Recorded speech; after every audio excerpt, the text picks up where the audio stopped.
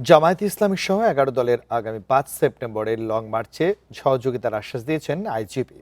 একথা জানিয়েছেন জামায়াতের সেক্রেটারি জেনারেল মিয়া গোলাম পারওয়ার।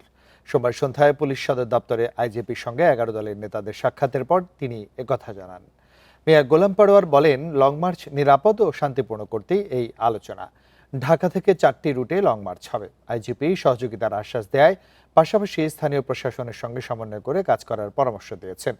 আগামী ৫ সেপ্টেম্বর ঢাকা থেকে শুরু হবে লং মার্চ। ফেনী ও মিরসরাই হয়ে চট্টগ্রাম অভিমুখে যাবে ১১ দলের এই কর্মসূচি।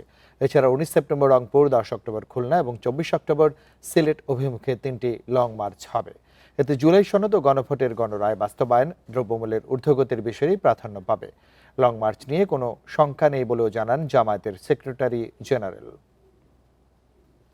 পয়েন্টগুলো জানো, এটা তো আমরা তাদেরকে অফিসিয়ালি জানাইনি।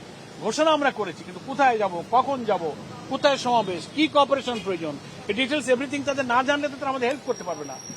দ্যাট ইজ ওয়াই আমরা তাদের কাছে এসেছি। আমাদের সেফটি সিকিউরিটির জন্য আমরা তাদের কাছে কেন আসবো?